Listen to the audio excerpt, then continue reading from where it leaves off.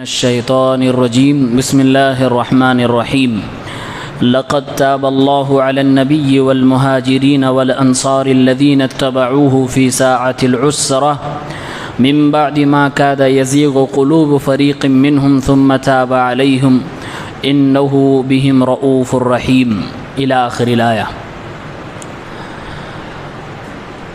سورہ توبہ آیت نمبر 117 118۔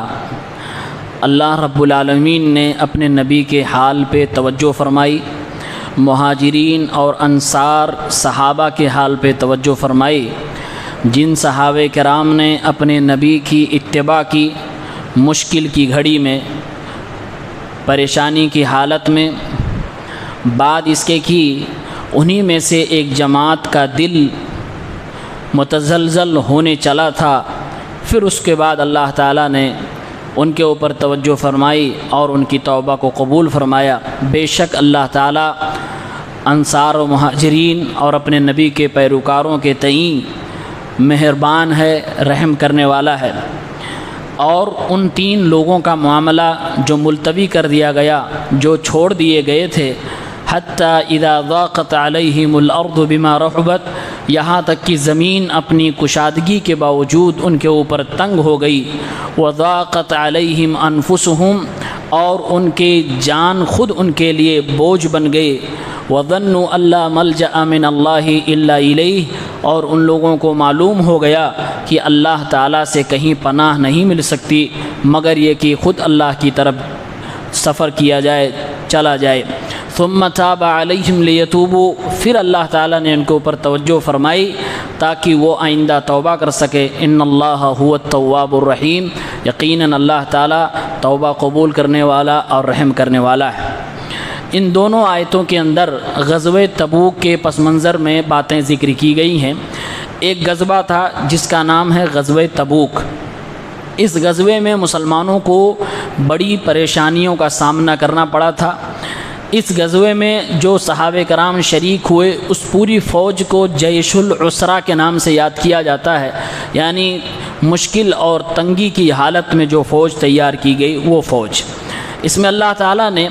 فرمایا، اللہ تعالیٰ نے خود اپنے نبی، مہاجرین اور صحابہ کرام جو اس جنگ میں شریک ہوئے ان کی طرف توجہ فرمائی۔ ساعۃ العسرہ، اس جنگ کو اللہ نے مشکل کی گھڑی کے نام سے قرآن میں یاد کیا ہے۔ کیوں مشکل کی گھڑی اسے کہا گیا؟ کیونکہ جس وقت یہ جنگ ہوئی تھی یہ سخت گرمی کا موسم تھا۔ اس وقت کسانوں کی فصلیں، کھجور سب تیار تھے، سفر بہت لمبا تھا، وسائل کی کمی تھی، سواری کی کمی تھی، کھانے پینے کی چیزوں کی کمی تھی، اور مشکل یہ تھی کہ دشمن بھی بہت کثیر تعداد میں تھا۔ اتنی زیادہ وسائل کی کمی تھی کہ امام قتادہ رحمہ اللہ سے تفسیر ابن کثیر میں آتا ہے کہ ایک ہی کھجور کو 2 ٹکڑے میں صحابہ کرتے، اور ایک ٹکڑا ایک صحابی لیتا، دوسرا ٹکڑا دوسرے صحابی لیتا، چوس کر اسے آگے فارورڈ کر دیتا، اگلا صحابی بھی اسے چوستا اور پھر آگے پہنچا دیتا، یعنی ایک ہی کھجور سے کئی لوگ اپنی بھوک مٹاتے تھے۔ یہاں تک میں 2 بار توبہ کا لفظ استعمال فرمایا ہے، ایک ہی آیت میں 2 بار اللہ نے فرمایا کہ اللہ تعالیٰ نے ان کے اوپر توجہ فرمائی، ان کے اوپر توجہ فرمائی۔ 2 بار کیوں کہا؟ مفسرین نے ذکر کیا ہے کہ اللہ نے جو اپنے نبی، مہاجرین اور انصار صحابہ کے تعلق سے شروعات میں توبہ کی بات کہی ہے، یہاں توبہ کا مطلب یہ نہیں ہے کہ کوئی گناہ یہ لوگ کیے تھے، یہاں توبہ کا مطلب ہے کہ اللہ تعالیٰ نے ان کے درجات کو بلند فرمایا، اور جو انجانے میں غیر شعوری طور سے کوتاہیاں ہوئی ہوں گی ان کی معافی کے لیے اللہ رب العالمین نے توبہ کا لفظ استعمال فرمایا ہے۔ اور ان لوگوں کے درجات اس لیے بلند کیے کیونکہ ان لوگوں نے مشکل کی گھڑی میں اپنے نبی کا ساتھ دیا تھا، مصیبت کے وقت میں اپنے نبی کا ساتھ دیا تھا۔ اور اس کے بعد صحابہ کرام رضوان اللہ تعالی علیہم اجمعین کی جماعت میں سے کچھ ایسے بھی صحابہ تھے جو یہ سوچنے لگے اس جنگ میں جانے کے حوالے سے کہ اتنا لمبا سفر ہے، دشمن اتنا زیادہ ہے، سامان نہیں ہے، چلو ایسا کرتے ہیں نہیں جاتے ہیں۔ دل میں تھوڑی دیر کے لیے اس طرح کے خیالات آئے، پھر اس کے بعد صحابہ کرام کے جن کے دلوں میں یہ بات آئی تھی انہوں نے اپنے دل کو نکارا، انکار کیا اور اپنے دل سے اس طرح کی باتیں ختم کر دی۔ اللہ کے نبی صلی اللہ علیہ وسلم کی آواز پر لبیک کہا تو اللہ نے ان کی بھی تعریف فرمائی اور کہا کہ اللہ تعالیٰ نے ان کی توبہ کو قبول فرمایا۔ اس اعتبار سے ایک ہی آیت میں 2 بار اللہ تعالیٰ نے توبہ کا ذکر فرمایا۔ دوسری آیت میں اللہ تعالیٰ نے ان 3 صحابہ کرام کا ذکر فرمایا ہے جو 3 صحابہ کرام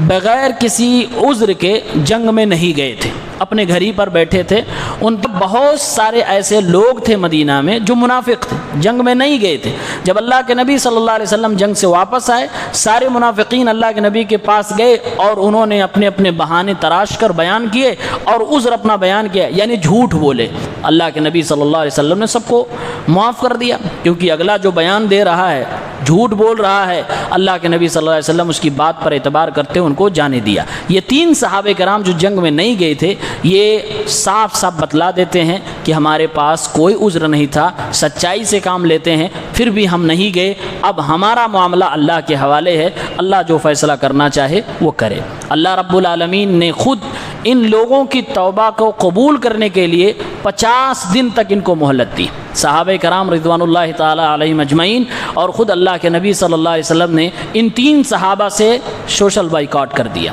3 صحابہ کرام سے کوئی صحابی بات نہیں کرتا تھا، ان سے کوئی ملتا جلتا نہیں تھا۔ نماز میں یا نماز پڑھنے آتے ایک ہی صف میں کھڑے ہوتے، اللہ کے نبی کے بغل میں یا دیگر کبار صحابہ کے بغل میں یہ لوگ جا جا کر بیٹھتے تھے، کھڑے ہوتے تھے تاکہ اللہ کے نبی توجہ فرما دیں، کچھ سفارش کوئی کر دے، لیکن اللہ کے نبی ان کو اگنور کرتے تھے کیونکہ یہ لوگ بغیر عذر کے جنگ میں نہیں گئے تھے۔ 40 دن جب گزر گیا تو اللہ کے نبی نے فرمایا کہ اب تم لوگ اپنی بیویوں سے بھی نہیں مل سکتے ہو، یعنی بیویوں سے بھی کہا کہ اپنے شوہر کو بائیکاٹ کرو۔ 50 دن گزر جانے کے بعد یہ آیت نازل ہوتی ہے وَعَلَى الثَّلَاثَةِ الَّذِينَ خُلِّفُوا حَتَّى إِذَا ضَاقَتْ عَلَيْهِمُ الْأَرْضُ۔ وہ 3 لوگ جو چھوٹ گئے تھے، جو چھوڑ دیے گئے تھے، زمین ان کے لیے تنگ ہو گئی، ان کی جان خود ان کے اوپر بوجھ بن گئی، وہ سمجھ گئے کہ سوائے اللہ رب العالمین کے کوئی ہماری مدد کرنے والا نہیں ہے۔ ان کی توبہ کے حوالے سے یہ آیت نازل ہوئی، پھر اللہ کے نبی صلی اللہ علیہ وسلم کے ذریعے سے ان کو بشارت دی گئی کہ تمہاری توبہ کو اللہ تعالیٰ نے قبول کر لیا۔ ان دونوں آیتوں میں صحابہ کرام کی کیا فضیلت ہے، آئیے اس پر دیکھتے ہیں۔ سب سے پہلی بات اس میں یہ ذکر کیا گیا کہ مشکل کی گھڑی میں انصار و مہاجرین نے اپنے نبی کا ساتھ دیا، اتباع کی۔ تو مفسرین نے ذکر کیا طاعت اللہ فی المکارہ الشاقہ علی النفس من اسباب توبۃ اللہ علی العبد۔ کبھی کبھار ایسا ہوتا ہے کہ اسلام پر چلنا بڑا مشکل ہو جاتا ہے، انسان کے نفس پر بہت بھاری پڑتا ہے اسلامی تعلیمات پر چلنا، خاص طور سے بہت زیادہ خوشی کے موقع پر اور بہت زیادہ مشکل کے وقت میں، غمی کے موقع پر۔ ان دونوں ہی حالتوں میں انسان گمراہ ہوتا ہے اور اسلامی تعلیمات کو پس پش ڈالتا ہے، چھوڑ دیتا ہے اور کہتا ہے یہ غم ختم ہو جائے گا پھر ہم عمل کریں گے، کبھی کہتا ہے یہ خوشی کا ماحول ختم ہو جائے گا پھر ہم دین پر چلیں گے۔ تو اللہ تعالیٰ نے یہاں پر یہ ذکر کیا کہ جن لوگوں نے مشکل کی گھڑی میں میرے نبی کا ساتھ دیا ہے، اللہ تعالیٰ نے ان کی توبہ کو قبول فرمایا ہے۔ مطلب یہ ہوا کہ اگر انسان نفس پر گراں گزرنے کے بعد بھی اسلام پر عمل کرتا ہے تو گویا کہ اس کی توبہ کے قبولیت کے زیادہ چانسز ہیں، جیسا کہ اس آیت سے پتہ چلا۔ اور صحابہ کرام رضوان اللہ تعالی علیہم اجمعین اس میں پہلی صف میں کھڑے ہیں کہ جنہوں نے مشکل کے وقت میں اپنے نبی کا ساتھ دیا، تو اگر ان سے کبھی بھول چوک میں غلطی ہوئی بھی ہوگی تو اللہ رب العالمین نے ضرور ان کی توبہ کو قبول فرمایا ہوگا۔ دوسری بات یہ، اس آیت کے اندر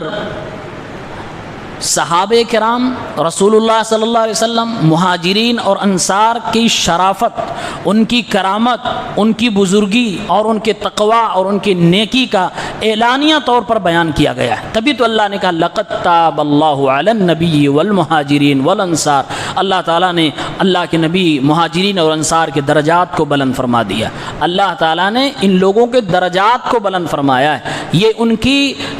بزرگی اور ان کی تقوی اور طہارت کے حوالے سے بڑی بات ہے کہ خود اللہ تعالیٰ ان کے درجات کو بلند فرما رہا ہے۔ تیسری چیز، جس طرح سے منافقین نے جھوٹ بول کر عذر تلاش کر کے نبی سے بہانہ کر لیا تھا، یہ 3 صحابہ بھی چاہتے تو بہانہ کر سکتے تھے، لیکن ان 3 صحابہ کرام نے جھوٹ بولنا گوارا نہ کیا، سوشل بائیکاٹ کو قبول کیا، جو بھی سزا ملے گی اس سزا کو جھیلنے کے لیے تیار ہو گئے، لیکن کبھی ان لوگوں نے جھوٹ سے کام نہ لیا، بہانے بازی سے کام نہ لیا، بالکل سچائی سے اللہ کے نبی صلی اللہ علیہ وسلم کے سامنے اپنی غفلت کو اور اپنی لاپرواہی کو بیان کیا کہ ہم بغیر کسی عذر کے نہیں جنگ میں جا سکے، آپ جو چاہیں سزا دے دیں۔ 50 دن تک انہوں نے اپنے نبی جس سے سب سے زیادہ محبت کرتے تھے ان سے اگنور ہونے کا دکھ سہا ہے، درد سہا ہے، اس کے باوجود انہوں نے جھوٹ نہیں بولا۔ معلوم یہ ہوا کہ صحابہ کرام سے زیادہ سچی اس دنیا میں کوئی جماعت ہو ہی نہیں سکتی۔